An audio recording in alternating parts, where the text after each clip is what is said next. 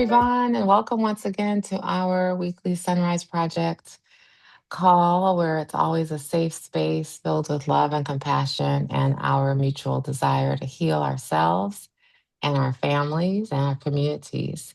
God grant me the serenity to accept the things I cannot change, the courage to change the things I can, and the wisdom to know the difference.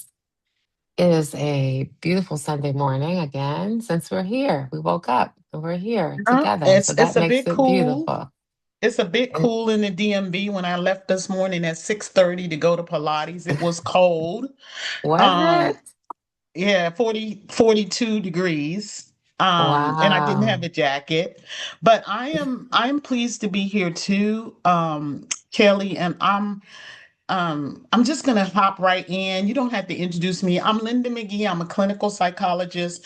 I now teach at George Washington and supervise assessment at which is testing at Loyola.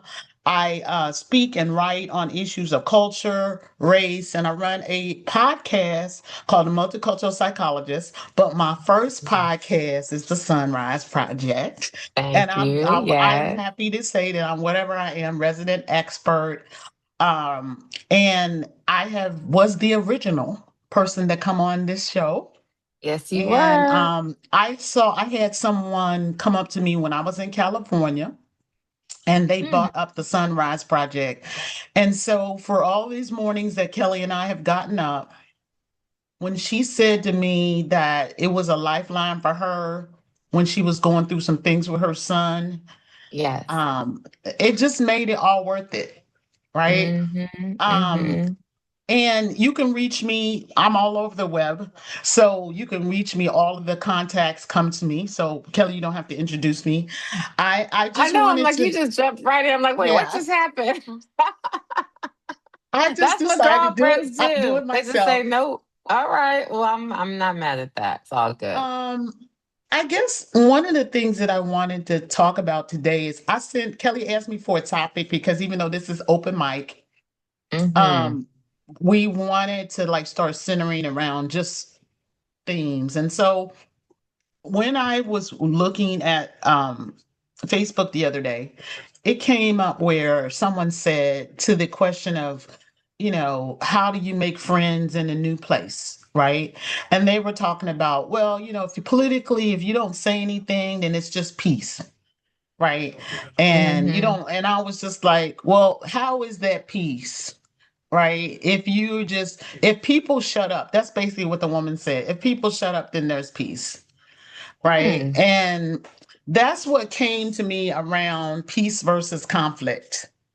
Right. And I Hmm. think fundamentally we choose peace sometimes, but sometimes when we choose peace, we're avoiding conflict and we're not standing up for ourselves and we're just bottling in a lot of things. And Hmm. obviously it's a huge um hugely difficult to know when to say when and to know when to Hmm. speak and to know when to say, hey, I'm gonna be quiet here because I have a child at the University of North Carolina, Wilmington, Hmm. and I got four more payments, right? Hmm. Hmm. But to understand though, when we're quiet, even though that is the prudent thing to do, that's not peace. You're Hmm. taking in, you're sucking in all of that hostility. We're taking in all of that hate. Hmm. And so I wanted to just open with that. And also I wanted to give people the space to talk about what's going on in America for Black people, including, Hmm. tearing down of Section 2 of the Voting Rights Act. Hmm. The high unemployment rate. I read that in Maryland, a lot of the women that have been laid off because of the federal government layoffs have been unable to find work. Hmm. So it's a heavy, heavy time in America if you're Black. Right. And even if you're doing okay and staying stable, to see your friends struggle. Um, so I just wanted to like open it up first to you, Kelly, and then to our audience to see if anybody eh, has some thoughts. Yeah, it's interesting that you say about you're talking. Well, our topic for today is about Hmm. finding peace in midst of conflict. And Hmm. I think, and what you started talking about in terms of being quiet is Hmm. sometimes what I think a lot of us do is really stuffing the pain. And Hmm. and just saying, I'm not going to say anything. That's, I think, the worst thing we can do because just stuffing the pain, putting the mask on, doesn't address, what the It's a challenge is. struggle. Right. It's a But most struggle. of us do that. Most of us Yeah, do that. we do. I'm wrestling with it. That's why I wanted to talk about it and be vulnerable about it. It's Mm-hmm. like Mm-hmm. we say, well, it won't help, or, but again, I'm not suggesting that we go in any situations with guns blazing, but just be real with ourselves that Right. while we're choosing quiet, right? And Yes. I'm deliberately using quiet as Mm-hmm. a counterpoint to peace, right? Because Right. that's not really peace. That's just Mm-mm. quiet. Because have you ever worked in a job, Kelly, where or D, where you felt like no peace, but you didn't say anything? You weren't getting treated Yes, of right. course. Mm-hmm. You were getting microaggressions. And Mm-hmm. sometimes, like I said, we're quiet for a reason. We need to find another job. We need to feed these growing boys. They're not going to listen. We're quiet for a Mm-hmm. reason, and a lot of them are rational, but I'm just saying that it comes at a cost. Right. Well, and the cost is ourselves. Mhm. And so I think the whole point of Sunrise and why we're here every week is to come together and know that this is a safe, it's a shame free, it's a guilt free space where people can open up and share their pain. I see Michelle who spoke up and said, what does it say? I mourn pain, my pain, and my quiet is becoming more painful each day. I'm so sorry, Michelle. Um, and I'm imagining, I don't know if you are comfortable sharing what that pain might be, but I imagine it might be related to your child or children or something you're dealing with personally. But Dr. Lynn, do you want to talk about that? Morning pain? Yeah. I just it's such a it's like Michelle and I are on the same wavelength. It's like I too am feeling like my quiet is getting more painful. It's not Mm, sitting as well. I can't rationalize it as much. mm, Right. And to feel that you're internalizing the pain of being a woman, internalizing pain in your relationship, internalizing pain that comes from raising children in this society, mhm, internalizing the pain of children that may have turned against us, right? mhm, So we have a lot of pain that we're carrying, and it just hits deep when I see I mourn the pain, right? Because mhm, you go through a grief process around just internalizing and keeping that pain within you, right? It's mhm, it's not a peace-free peace. It's just quiet. And the pain is mhm, the only thing that is making noise. But mhm, we don't heed it, right? And so Michelle's comment about mourning the pain is just really centers us in the discussion of that pain is there. That anger is there, right? That mhm, hurt is there. I feel so angry right now about this country. And it is many ways freeing to say it. I'm paraphrasing one of our ancestors by saying, if you're not enraged, you're not alive. Um, mhm, but mhm, speaking to this pain, speaking to the hurt, I think helps. And so that's why I wanted to talk about like why what we're saying is peace. Hmm. Is some of that is buried pain. And I'd say sometimes, and I see Nicole has her hand up, so I'm going to get there in a second, but I do think, um, I remember, like you said, back in the early days of Sunrise, at the height of my pain, and despair and drama and trauma and all of it with my family. I remember going out to the water and just screaming at the top of my lungs, just to get it out. And it helped to get it out, like physically, Mhm, and get it out. And then there were just days I just cried, didn't get out of bed, and went through that. And at some point, I really did ask God for help. And I started doing that consistently.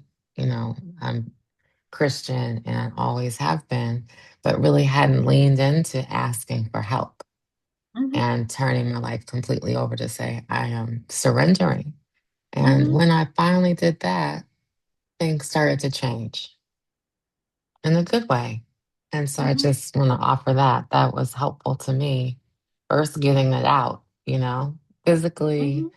and emotionally, and letting it out. And then, like, releasing it, and then asking God for help and turning my life over. Do that a lot in terms of for those of the people that do this. I do it a lot, to help me to not press away the anger, but to not hate. Hmm. Right. So I found that quote. This is from Maya Angelou. If you're not angry, you're either a stone or you're too sick to be angry.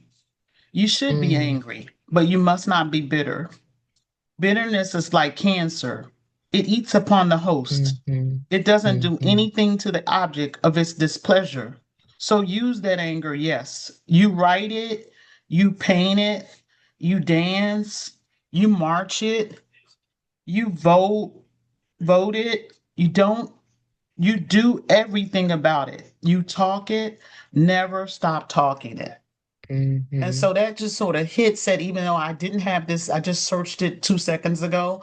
It just sort of hits upon everything that I was talking about, which is that you have to process it, right? Find a way right. to process it. But if you don't process it, I think it turns on us. And as someone who's dealt with the illnesses of others and myself in the last couple of years, I'm acutely aware of what happens to people that internalize pain and Mhm, hurt.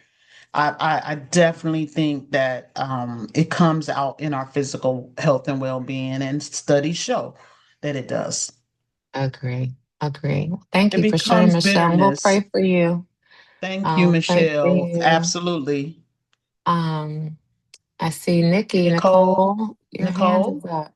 Before you speak, let me just say, Nikki, if anyone didn't hear our episode with Nicole Brown from about 3 weeks ago, so phenomenal. You can get the replay on the website. Oh my gosh, Mhm. she shared and was just phenomenal. So I want to thank you again, Mm, Nikki, for speaking and say good morning. So, Good day. Thank you for that, Kelly. Thank you, Dr. Linda. It's Linda, mhm, right? McGhee?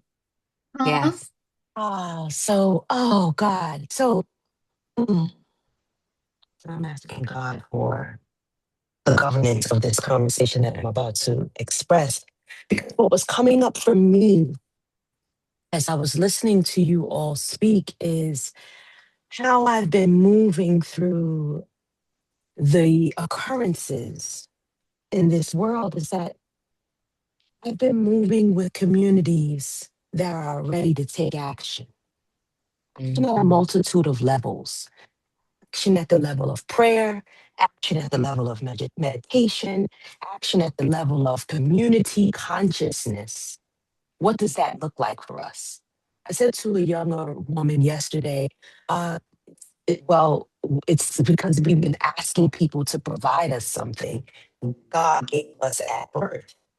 And so, what does that look like when we are moving with God on God's land, designing lives for ourselves in ways that make us feel safe and peaceful?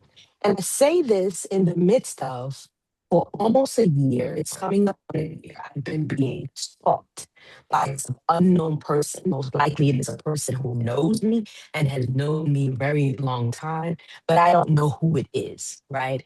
And so they sent letters, they sent text messages, they've come to my front door, but I Mm. have no visual images of them. So I'm in the process of working with the police to hopefully get the footage from the building's camera.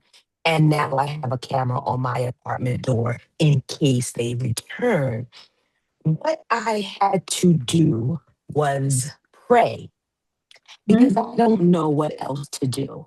So I do a recovery, and so my sponsor says, you have to pray for them. I said, she must be getting high. I am not praying for them. And then one day I found myself feverishly praying on my prayer roll for this enemy of mine. In the Holy Quran, it says, we fight with those who fight with us. I'm peacefully minding my business. I'm bothering no one. If they come to my front door, it is incumbent upon me within my natural human, probably animalistic rights to protect myself and my family against my assailant, potential assailant, right? And so the only thing I know that is moving me through this disappointment, this anger, this potential fear is my faith. I have to have the faith, the grain of a mustard seed, and probably smaller than that, because a mustard seed I can actually see. I have to have faith that is invisible, because this person, this entity, this thing is unknown to me. And so I feel like with the things that are happening in the world and in this country, is that a lot of it is rooted in fear. Fear of other folks thinking that Black folks gonna somehow do to them what they have done to us.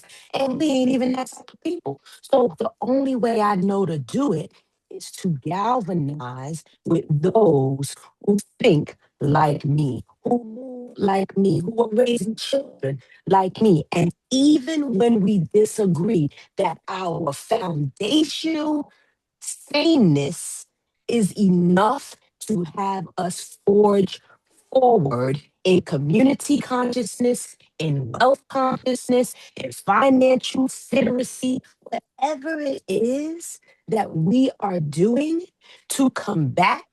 I won't even say combat, because that means I'm positioning myself for fighting.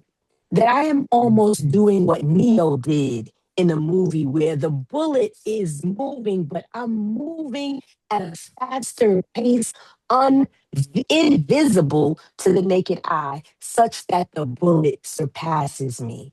And at the moment that I step outside of God consciousness, that's when I get hit.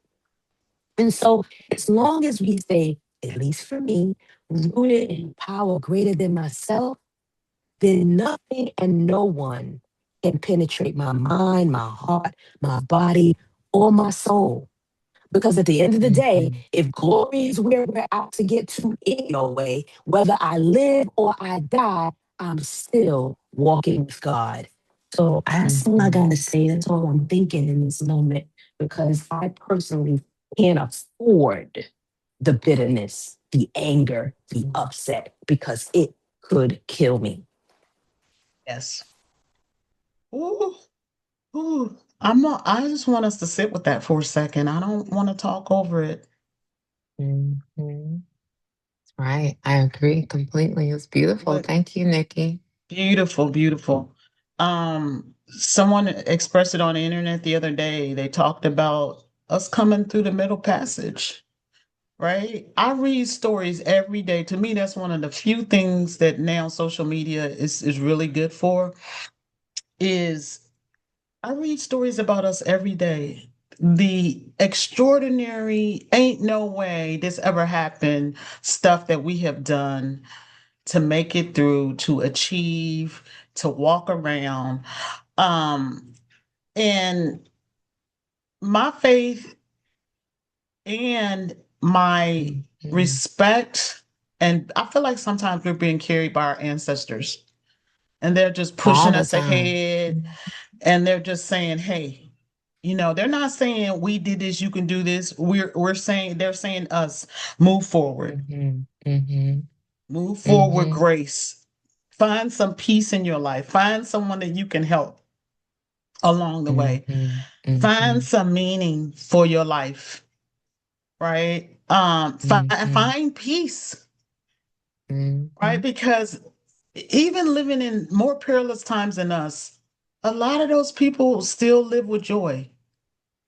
And I think one of the reasons why I'm praying so much, Nikki's praying so much, Kelly's praying so much, is that I want peace and real Mm-hmm. peace, Mm-hmm. right? And the Bible says the peace that passes all understanding, right? I Right. don't want to feel stirred up all the time. Mm-hmm. Um, but I will say this, I went to this very, very controversial, well, not controversial. I went to a Bible study and they were talking about the things that man took out of the Bible. Right. Mm-hmm. So a lot of the things that were in the Bible, they spoke about, subservience and these kinds of things. And they also talk about people rising up, seeking justice, seeking truth. And a lot of those seeking justice, seeking truth things were removed from the Bible, right, by men and ruling organizations. And so I just wanted to put that out there to say that a part of healing from trauma, Mm-hmm. particularly race-based trauma, is to process, to heal, but it really, the third tenet of liberation psychology is to fight, to figure out how your little place in this struggle. Right? It could just be like one election year, I just wrote postcards. That's my favorite. Mm-hmm. When I'm bad, I see something on the news, I just go write postcards for a Senate race in Georgia for this or that. But just to one, it could be volunteering at a shelter. I mean, it doesn't have to be political, but find a way to do your part. Find a way that's something that speaks to your soul and do that, right? Mm-hmm. Um, anyone else? And it doesn't have to be this topic. We still want to preserve the right for you to speak to your children and things that are going on with you and that you and struggles that you might have. Good morning. Good It's Good me. morning. morning. Ah, uh, I was thinking about everything and lessons learned. I can't elevate more about the impact on the physical health. A lot of the things that I'm working on now, luckily, exercise is giving me an outlet to deal with the frustration and annoyance. And I think that that's the challenge for me is I often am just in a state of annoyance. And it's not that hardcore anger as much, but it's that what are you talking about? What is happening? Mm-hmm. Um and it's so frustrating that I'm now aware of the tightening of the chest. Before when I was going through all of this stuff, don't think I was as aware of my body, but I think that particularly with Black women, Black folks, that we really need to listen to our bodies more, um, so that we can find other outlets.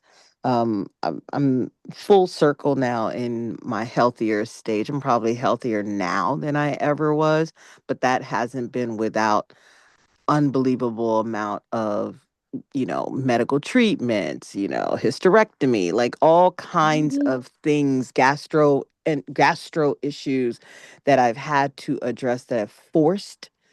And as I'm speaking to sister friends, etc., that is still the key area where we're really struggling with.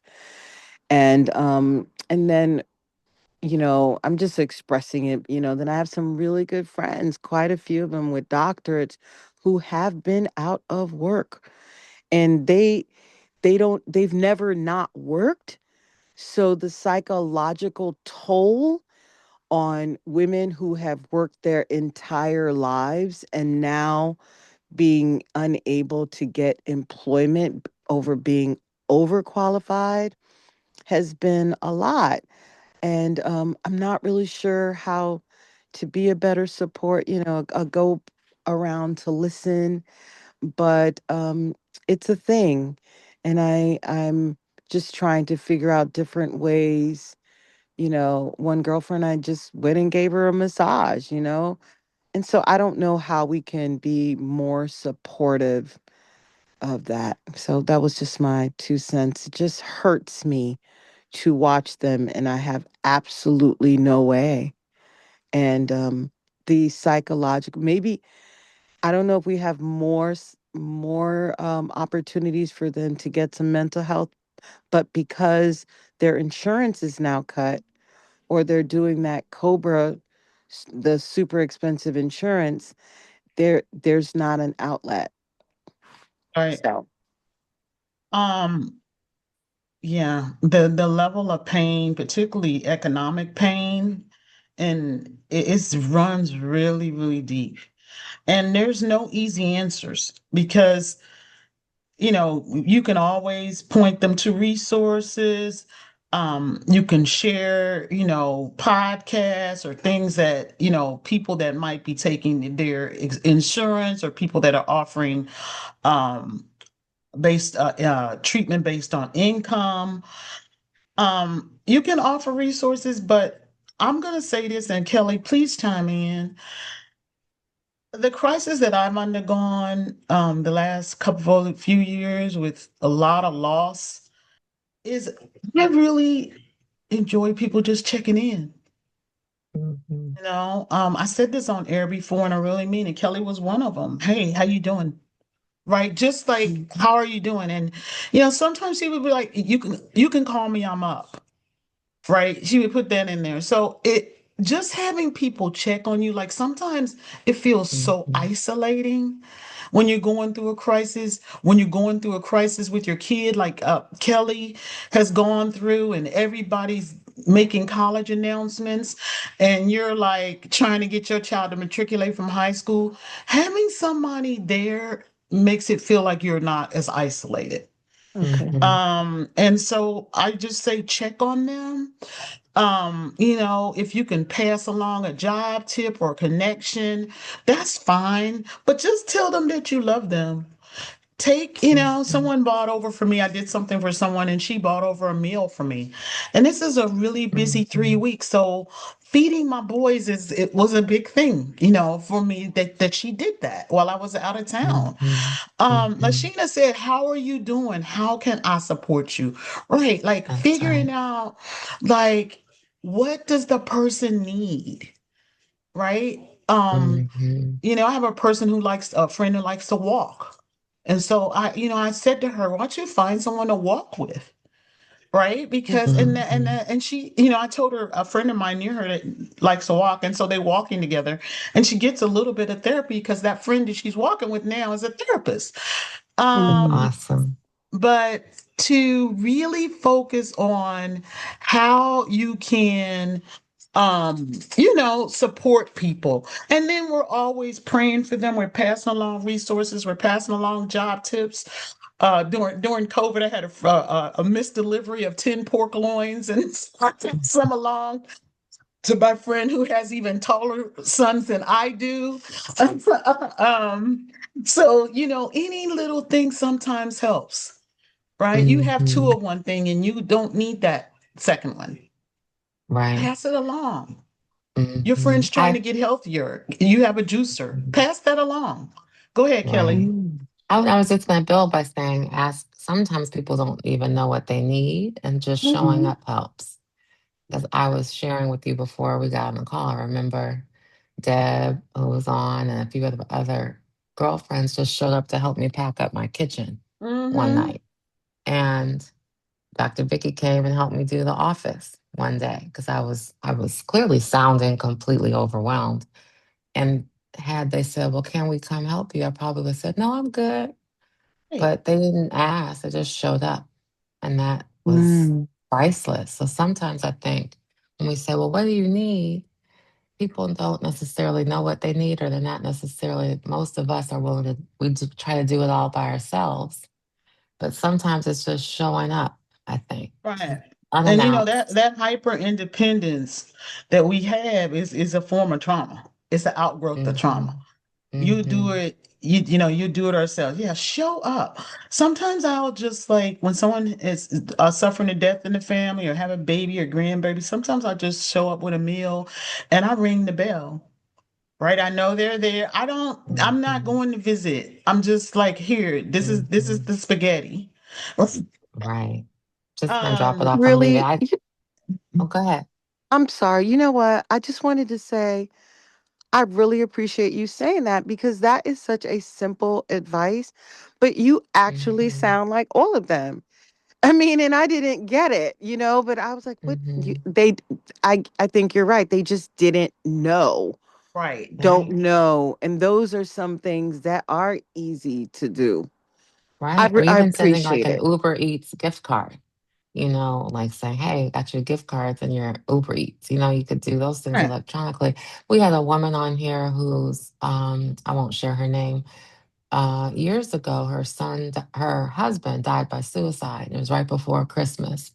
And she was saying how she couldn't get out of bed, just couldn't get out of bed. And so we delivered a woman who used to work with us closely, who's now in California, went and bought all this food and took her Christmas dinner and delivered it to her front porch. And I sent her a text saying, hey, there's some stuff at your front porch for your family. And she just said, I can't get out of bed. She was so devastated. Of course, she was devastated.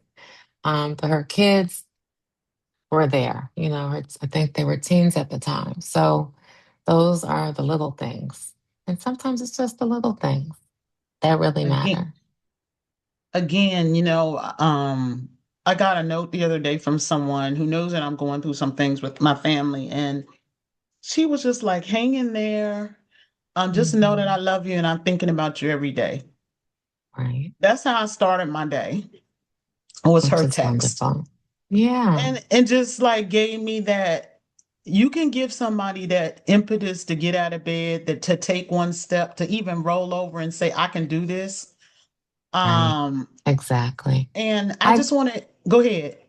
No, I want to also just say the daily word pops in there's a whole Yes. bunch of different things, but the daily word is a simple thing, pops in Hmm. my phone every morning. And Hmm. it's a wonderful way to start the day. But I Hmm. do want to acknowledge there's a question in the chat that I want to read. It says, good morning, everyone. Thanks, Dr. McGhee, for voicing the overwhelming pressure we are receiving. So much of what we have looked forward to for our families, our community, and world feels under threat. Any resources, parentheses, job loss, housing, etc., or go-tos or safe spaces we can use and share with folks who are holding on and even in crisis? It's a question. Yesterday, I saw the new documentary on the Democracy Now! Program at AFI Silver Spring, at least through Thursday.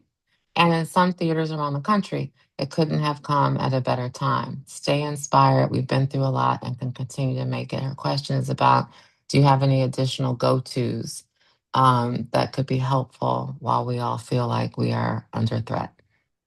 One of the things that I is occurred to me too is that we need to continue to talk about mental health. So some of you on the line, I know Kelly remembers this a few years ago, I was helping to circulate a film called I'm Good, Bro, Unmasking Black Mm-hmm. Male Depression. And it's available online. And I think it's on one of the Roku's or something like that also. Mm-hmm. Mm-hmm. Mm-hmm. I'm Good, Bro, Unmasking Black Male Depression. And there's a part two.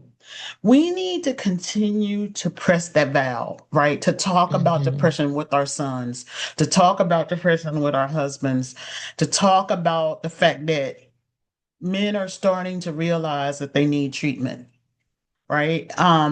And women too, but I particularly wanted to emphasize men because women have been getting the message, consistent message about getting therapy, and men still are fighting with it's a sign of weakness, it's a sign that I can't solve my own problems. But we need in our homes, in our churches, we need to continue to sponsor and suggest mental health programs in our community organizations, in your sororities, in your other social groups. We need to continue to talk about mental health and bringing in mental health care speakers, parenting speakers, to keep talking about it because we tend to move on to other things, but we're still struggling in our community with mental health issues. Thank you for Um, that, Dr. Lindsay. There's a hand up as well. And feel free to come off of mute if you'd like. Good morning, ladies. Good morning. I do want to, I'm not sure, it seems like if any subject is available to talk yes. about right now. Okay. I came on today to just discuss like my own, just like anxieties. I have a 23-year-old with, who's been diagnosed with a special needs with language differences, like neurocognitive delays. And I've been through this since he was age 3. And at the end of the day, we finally got into a place where I feel like I found great resources for him as a young adult, because the system is just not set up to really support them. And I've kind of got a PhD a little bit in just life experience on how to get through all of these different stages with kids, especially Black young men who have special needs in this system and how it kind of um, forgets about them. Um, in all of that, he's doing well. But when he comes back home, like he's in a college out of town, it's a school in Florida that gives actual deep bachelor degrees, accredited bachelor degrees for students with differences. Um, and when he comes home, I get concerned because he's great when he's there because of all the support that's around him. The infrastructure of the school is wonderful. All the students have the same kind of, everybody's got something. But coming home, I feel he gets isolated because he's no longer in the circles that I created for him as a child, like a Jack and Jill or things like that, because he's graduated out. So it's when he comes home, it feels worrisome that tends to lean into whomever will give him attention, and that's not always the better options. And I'm just trying to figure out if anyone knows any resources and things that connect young men, um, to keep them engaged with socially, that there's not availed, that I might not know about. I'm not sure if I'm really explaining it properly, but it's as if these next 2 months coming have me in a real bind because I concern myself with him hanging out with people who will take advantage and utilize some of the deficits that he has to take his money, to get him smoking, all of these things that we've gotten him out of because he put him in a place that gives him those kinds of supports. And yeah, I don't know, maybe you don't, but this just kind of wanted to put it out there to maybe other parents that may have kids that are no longer younger, and how do we navigate this young adult stage with a little bit of support. Thank you. Sorry for that long testimony. Well, first of all, thank you for bringing this up because I think that this is a problem that a Train comes lot at of 10:54. this is a problem that a That's in an lot. hour. I'm sorry, somebody's not muted. I just muted Right. them. We're good now. Okay. Um, this is a problem that a lot of people face. A lot of the system is geared toward people that are not adults, right? And so when you become an adult, when you become 18, when you become 21, a lot of the groups, a lot of the organizations tend to be geared toward like they end at teenagehood. But there are national organizations like NAMI. I know Kelly's tied to them. There are like neurodiverse organizations, Black Autism, that if you like start to search for resources, I mean, I think that the group interventions at that age are particularly good because it gives them a little bit of a social group, it gives them somewhere to go, and it gives them some clues about who, maybe people that they could be friendly with. But I also think that there's a lot of gaps, particularly for children of color. And I was talking to someone the other day in her community, I think it was somewhere in Texas, where she sort of put out a SOS on Facebook or something like that, and it started like an online chat between like a group of young neurodiverse African American males. So, Hmm. let's I was gonna, think about no, ways that we can mhm. do that ourselves. And if I can help you at all by connecting you with a mental health professional that might be able to assist you, let me know. I was gonna just add, we used to have something that we are going to bring back. It was called Brothers Unfiltered, and it Mm-hmm. was a hosted conversation just like this, only for men. And we did it after doing this congressional day on May 1st a few years ago, which was Mm-hmm. all about Black men and Mm-hmm. youth, Black men, young men, men, just all men. And as Mm-hmm. you were talking, as the last speaker was talking, it brought back this notion of bringing that back, and with a twist, because just this week I was at a conference and I heard Two Chains speaking with MC Light, and his conversation. He has a book about out that he wrote about listening to God, which is really deep. And he's a really interesting and really profound person. But I believe we can bring back a conversation that really is a safe space, not recorded, Mm-hmm. and with a therapist, as well as a trusted influencer, like somebody that our young people would listen to, that would drop some wisdom and some knowledge, but that would get them there. Because I do my thought around organizations like NAMI, which are phenomenal, and so many other amazing organizations. Unless there's a reason or a hook to get our young men to want to be there, to want to show up, they may not want to, because I have the same challenge with my 24-year-old.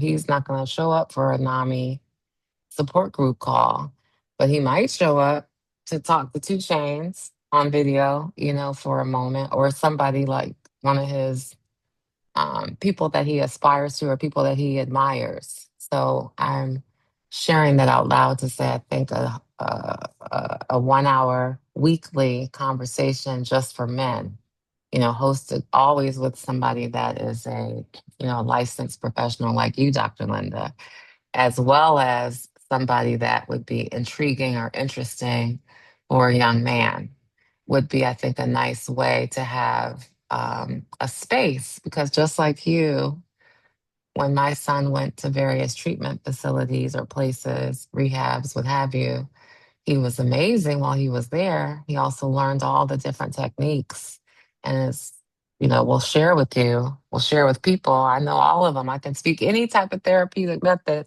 Which one you want? He's very smart, but he'd come right back to the same environment and call his old friends up. It wasn't like anybody else was influencing him. He was a part of the same environment that he had just left. So having him come back to the same space, that habits repeated themselves very quickly because he was in the same environment. So I'm just thinking out loud here and also sharing that that would be something easy to do. And also, there's this brother who runs the Congressional Black Caucus, Vincent, who I was chatting with, who said the next chair of the CBC, his entire focus is mental health. And I said, let's do something. Let's create a program that is a free, safe space, just like this. It's free every week. We're here every week, Mm-hmm.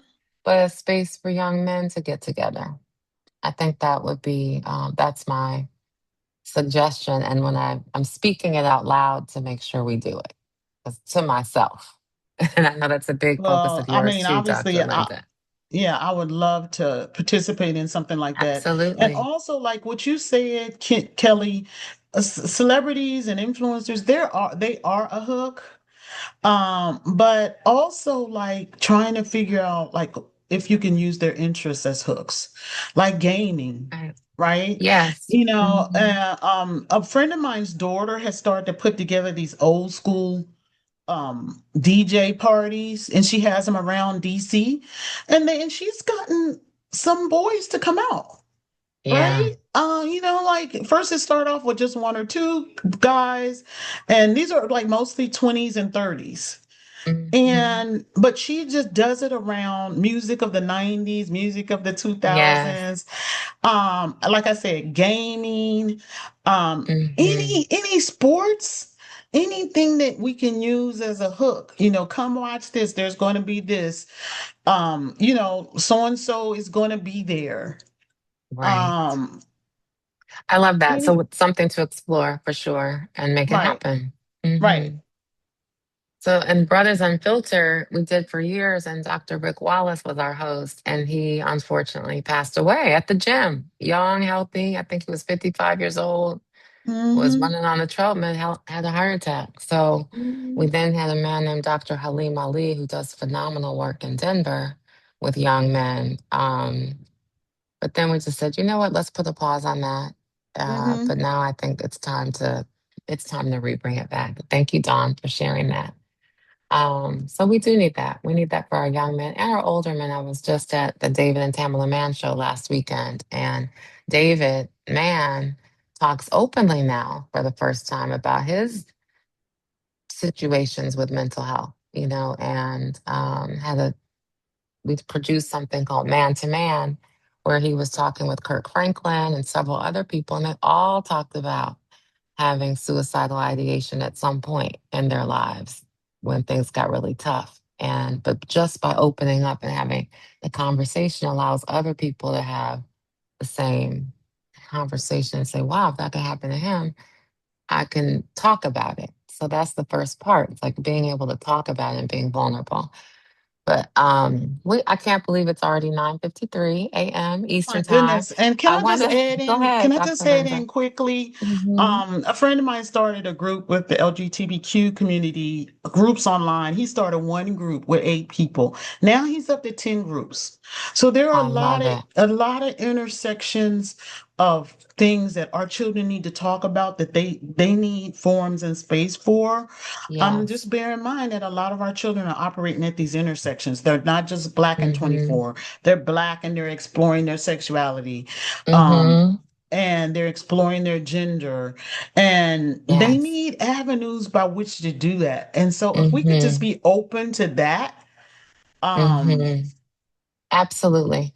1,000%. So a few other, well, I want to make sure we have time. If anybody has any other questions, please feel free to come off of mute. There's a note that says, I found support in a support group, mainly with an older population for a major health condition one of my sons experienced. Following the crisis time, I became a volunteer with the org. Even though my son has preferred online forums with younger folks, this volunteer role has provided me with insights, contacts, and hope. I love that hope that I share with him from time to time. I really love that. I also watch church with my youngest now. He's mhm. going through some things, and we sit and watch church together on FaceTime on Sunday mornings, which has been really helpful, I think, for me and for him. Any other Now, questions from the community before it's time to wrap? And Dr. Linda, I cut you off. You about to say something? um that's fine. You can we can ask for one more comment, but what I was going to say while we're waiting is that I think it has been a wonderful morning, as one of our Hmm. comments are saying. But I think the bottom line is two bottom lines. One is, acknowledge that anger and pain, acknowledge that conflict you Hmm. feel about the people that are sitting next to you at work. I acknowledge that you're fighting not to hate certain people. I'm praying every day. I don't want to hate. I don't want to hate them. Right. Whoever the them is, I don't want to hate them. Hmm. Um, and then the second thing is that came out of this talk, this pretty organically, is that stand by one another. Stand with your friends, your loved ones, your neighbor's kid. Stand with them. Yes. I love that. Stand with one another. Are there any other questions or thoughts? Dr. Linda is such a, and she said earlier she was our very first speaker. She's also on our board. She's here every first Sunday of the month, and so we have, I call it free. It's not real, it's not a real therapy session, but it really is. It's like therapy with the therapist and lawyer, and she's a mom just like us of a young man. So anybody else have a thought or something on your heart you might want to share?